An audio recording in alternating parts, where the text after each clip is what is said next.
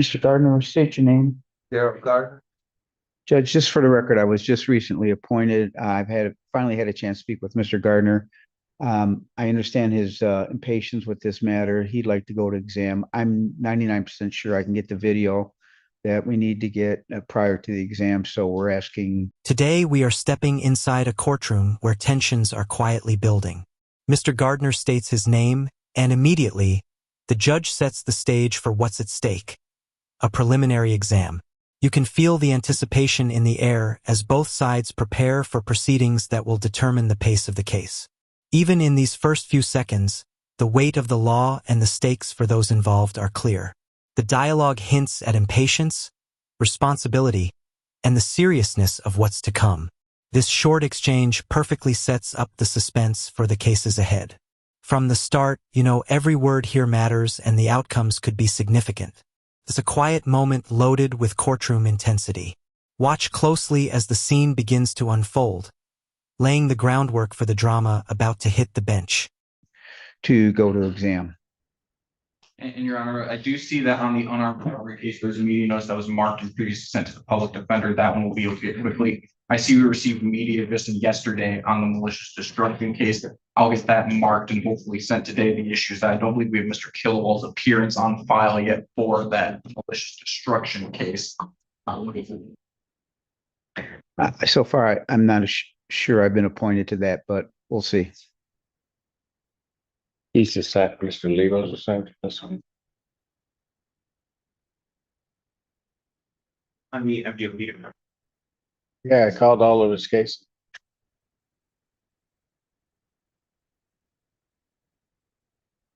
Buckner Davi Leba from Gardner on the MDOP matter. Mr. Gardner and the judge engage in a high-stakes conversation about discovery materials and the critical video evidence. The debate is intense. Gardner wants to delay to ensure full access to evidence, while the judge emphasizes procedural rules and the reality that exams will proceed regardless. The pressure is palpable, with Gardner clearly concerned about missing information, highlighting the delicate balance between justice and procedure. Every exchange carries suspense because the outcome affects Gardner's ability to defend himself.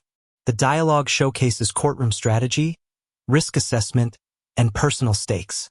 You can almost feel the stress in the room as both sides navigate the rules and timing. This segment is a masterclass in legal tension, showing how preparation and procedural decisions collide. It's gripping, even without dramatic visuals, because the stakes are real and immediate. Okay, well, what are we doing on your case? We're requesting adjournment order to receive discovery. To get discovery on that one. Yes, Your Honor. All right. And on the case ending in 032, I'll adjourn the probable cause conference to the April 9th, 2026, 9 a.m. On the matter will continue. You want to proceed that quickly to exam on the other one? You don't have all the discovery. I Have the paper discovery? I've got some of it. Judge, I will get it. I know that, but if you don't have it, Mr. Gardner, you understand that that's not going to be the basis for an adjournment, and you'll just be without the stuff.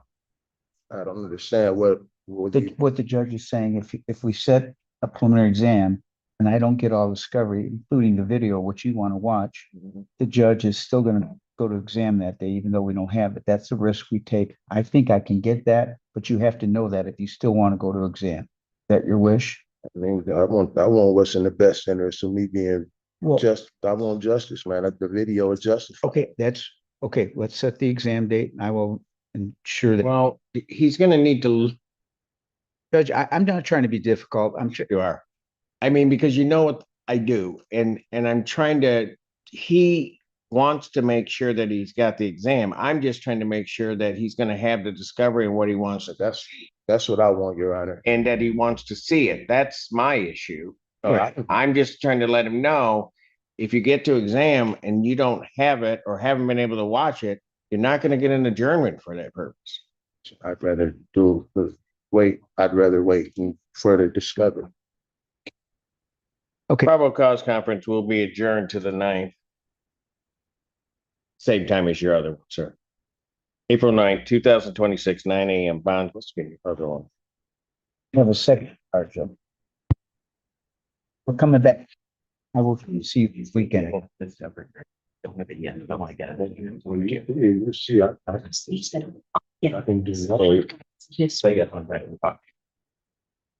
Maurice Ed steps forward to plead guilty, and the courtroom hangs on each word. The judge carefully explains rights, consequences, and sentencing expectations. You can sense the gravity as Ed acknowledges the charges and the formal implications of his plea. This isn't just routine legal procedure. It's a life-changing moment condensed into a structured dialogue. The suspense comes from the acceptance of the plea itself. Will it hold? Each line of questioning reinforces the seriousness of the decision, ensuring that Ed fully understands his choices. The segment is rich in legal clarity, human accountability, and tension, capturing the exact point where personal responsibility intersects with judicial authority. For viewers, it's a moment of clarity and drama, perfectly illustrating how court proceedings shape real lives. Brian Mullen, on behalf of Mr. Edie, Your Honor. Maurice, state your name for the record, please. Maurice Edie. Thank you. I have before me a plea form that indicates that the defendant would be pleading guilty to an added count 2 of use of cocaine, the 1-year offense. Upon a successful plea to that charge, count 1 would be dismissed. That's the court's full understanding of the. Yes, sir. That's my understanding. Well, Judge, is that your understanding, Mr. Edie? Yes, sir. Let's have him sworn. Right hand. You solemnly swear and affirm the testimony you're about to give will be the truth, the whole truth, and nothing but the help you God. I do. Thank you, please. Maurice Edie. Sir, it is this court's understanding that you're going to be pleading guilty to the charge of use of cocaine. That's a misdemeanor punishable by up to 1 year incarceration, a $2,000 fine plus court cost. Do you understand that? Yes, sir. You understand also, sir, that while I'm taking your plea, I would not be your sentencing judge, and you would be sentenced before Judge Washington in the 14B District Court. Do you understand? Yes, sir. Still wish to plead guilty? Yes, sir. To that charge, how do you plead? Guilty. Now, you understand that by pleading guilty, you'll not have a trial of any kind. Yes, sir. Signed an advice of rights form, is that correct? Yes, sir. Question regarding those rights? No, sir. Please look at paragraph 5. You'll see a copy on the podium. Those are your rights, which are part of a trial. You understand that by pleading guilty, you'll be giving up those rights as well as all the rights on that form. Yes, sir. You understand you're giving up your right to appeal of right. Yes, sir. Are you on probation or parole? No, sir. Anybody promised you anything other than what's been stated here today to get you to plead? No, sir. Anybody threaten you or coerce you? No, sir. You're doing this voluntarily Yes, sir. of your own free will. Sir. And because you believe that you're guilty of this offense? Yes, sir. On the date of May 13, 2025, at the location of 1020 Whitaker Road in Ypsilanti Township, Washtenaw County, State of Michigan, were you in possession of cocaine? Yes, sir. Used it? Yes, sir. Know what you were using was cocaine? Yes, sir. Sir, if I accept your plea, between the time I accept your plea and the time of sentencing, you commit misconduct as defined in Michigan court rules, you would not be entitled to withdraw your plea, and the court would not be bound by any sentence evaluation or recommendation. You understand that, sir? Yes, sir. Counsel, are you aware of any other promises, threats, or other inducements which have led to this plea? Okay. I'm not. And have I complied with the court rule? You have. Court will accept the defendant's plea to count 2. Count 1 is dismissed. Pre-sentence investigation and report is ordered at 14B probation. Sentencing will be May 7th at 10 a.m. said May 7th. Yes. May 7th, 2026, 10 a.m. That's before Judge Washington. Bond will continue. All right. Thank you, sir. Thanks, Judge. The judge meticulously walks him through rights, past convictions, and potential penalties. Palmer provides insight into his past struggles, adding emotional depth to the legal proceedings. The suspense is layered. Each plea, each acknowledgement of guilt, and the probation discussion carries serious consequences. Viewers can feel the weight of accountability, the interplay between justice and personal circumstance. This segment blends procedural rigor with human context, revealing the complexity of the justice system. It's a carefully orchestrated exchange where every answer could impact sentencing. You watch as both the law and personal history collide, making this part tense, informative, and deeply engaging. By the end, the audience understands the stakes and feels the intensity of courtroom scrutiny. Assistant Public Defender with and on behalf of Mr. Palmer. Is your name for me? My name is Reese Palmer. All right. I have before me two plea forms indicating that Mr. Palmer is going to plead guilty to two charges of retail fraud, second degree, the 1 year offense. That is correct. Right? Okay. Those are, well, on the one case, 123-1072, that's, I think, the stated count, That's, right? We brought that one in. that is, And on the other case, that's an added count 2 with count 1 being dismissed.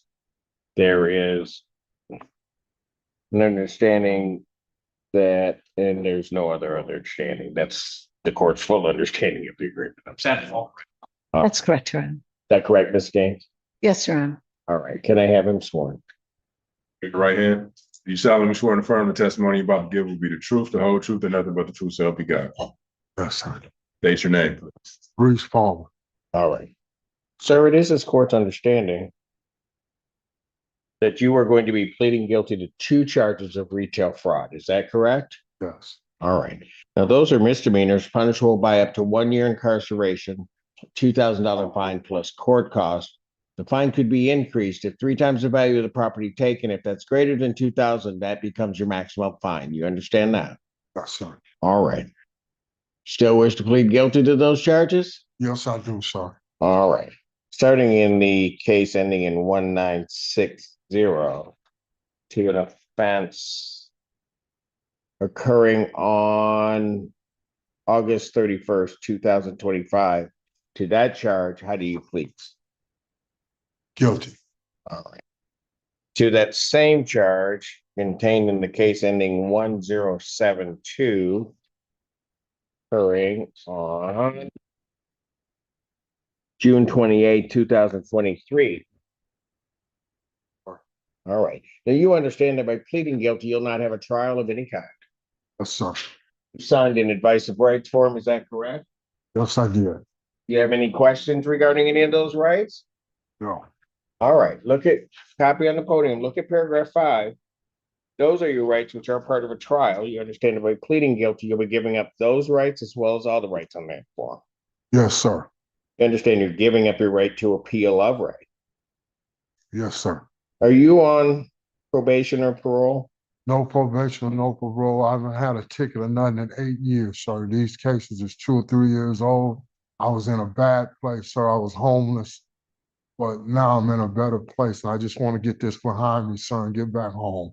All right, we'll work on that, okay? All right. Has anybody promised you anything other than what's been stated today to get you to plea? No, sir. Anybody threaten you or coerce you? No, sir. You're doing this voluntarily Yes, sir.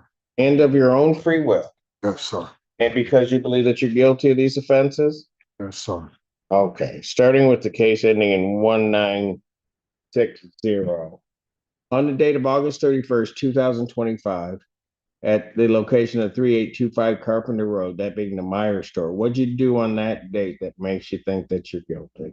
I took a bunch of shirts, sir. I was homeless and I needed clothes. And you tried to walk out without paying for them? Yes, I did. And these items you took, Meyer had offered for sale, Yes, they did.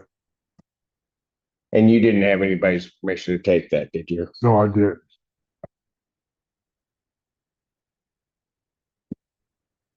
On the other case, on the date of June 28, 2023, again at the Meyer store at 3825 Carpenter Road in Pittsfield Township.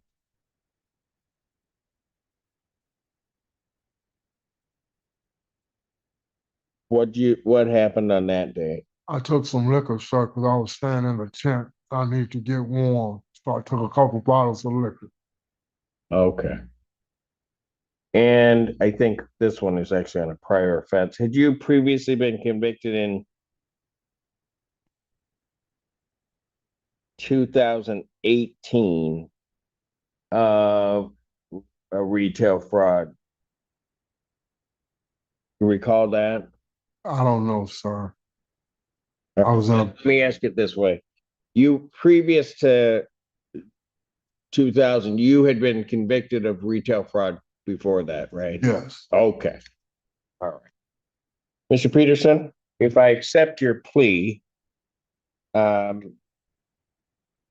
I accept your plea and you commit misconduct between the time of my acceptance of your plea and the time of sentencing, you would not be entitled to withdraw your pleas.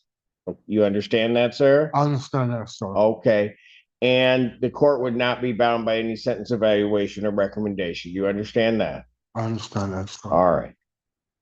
Counsel, have there been any other promises, threats, or other indicia which have led to this? None from the people? No, thank you, Your Honor. And have I complied with the court rule? Yes, Your Honor. Yes, sir. I will, in the case ending in 1960, I will accept the defendant's plea to count 2. Count 1 is dismissed. Pre-sentence investigation and report is ordered at 14A1 probation. Sentencing will be April 8, 2020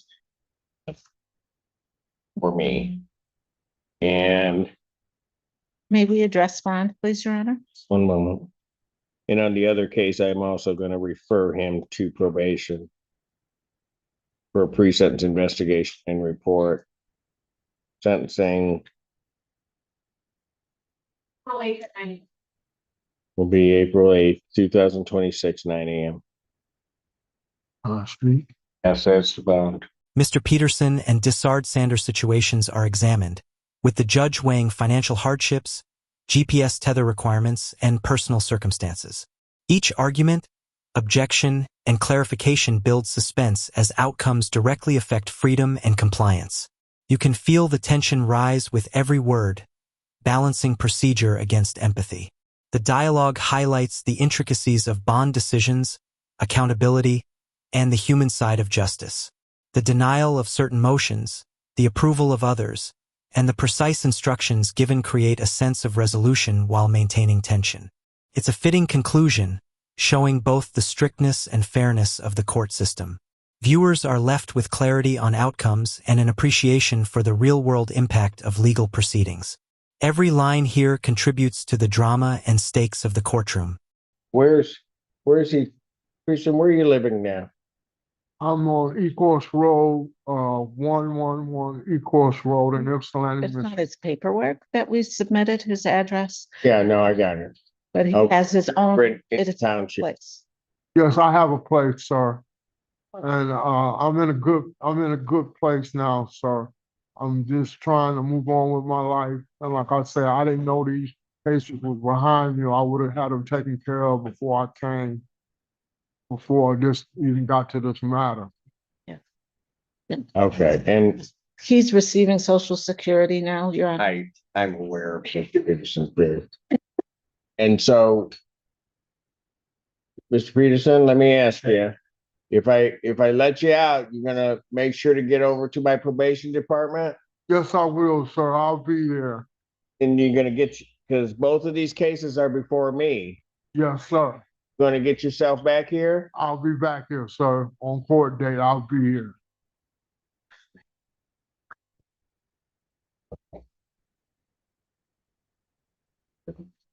Hold on, is your balance okay? Any response to the bond modification in the future? No, Your Honor.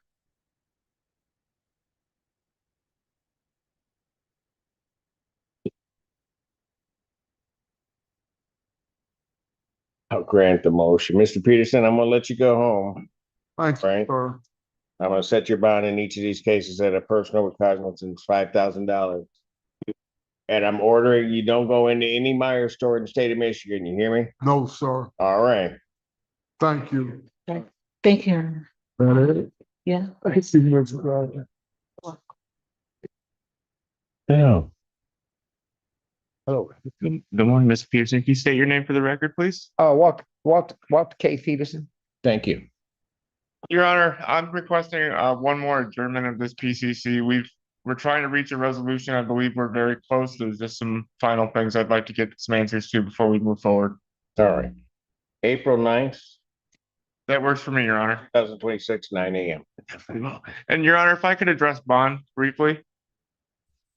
I know Your Honor has allowed Mr. Peterson to be released to treatment. He would like to do that unfortunately, I know the order that we submitted with the people had a stipulation for a GPS tether on there. I'd be asking for him to be released without the tether. He does not have phone or any financial ability to get one right now. That the only thing holding him up from going? Yes, Your Honor, I believe that is the issue, is he would need to be placed on a tether, and I believe he needs a phone to be able to do that. Have we received that communication from you? Don't have any jail indicating that. I will follow up with the jail then and we'll clarify. Send that and then I can consider it. Thank you, Your Honor. All right. Thank you. Asking, can I address him? I can't just address him without it. What do you have to say? So, Sammy, trying to get up off of that stuff and reemerge back into trying to get me a job. He knows that. We'll do that once we get you out to treatment. Okay. Thank you, Your Honor. It's so. Hi, Well, it's good to have you back. thank you. Your name, ma'am? The Chardonnay Sanders. Thank you. You need an adjournment. Yes, please, Your Honor, to making sure I have all discovery and then to share that discovery with my client. Additionally, my client is, The 9th work for you? I'm sorry? The 9th work for you? Yes, it will, Your Honor. Probable cause conference will be adjourned April 9th, 2026, 9 a.m. Bond. Well, my client's asking me to make a bond modification argument, Your Honor. Okay, go for it. Okay, thank you. My client's currently charged with 2 cases that are very serious. She understands that, but those are allegations. She'd like me to relay to the court that she's lived in this county her entire life. She has some children that she needs to ensure that are being taken care of. During this time, she has been working on her case service plan for her neglect and abuse case, and she's doing well. She does not have a job at this time, so the bond amount that in each case is a financial hardship for her. She's willing to do a GPS tether. She understands that she needs to come back to court, and she has family in the area that she could stay with and support. So we're asking to lower the amount to a PR if possible and or a 10% component, Your Honor. Thank you. Front from the people. And I would ask the bonding saying she failed to appear on the child abuse case in this court. Second charge, she got picked up and she was here before you was assault, very bodily harm, less murder. She allegedly stabbed her mother's girlfriend in the arm, causing a lot of damage. My client tells me that she had her cell phone stolen from her, and that's why she missed her court date, Your Honor.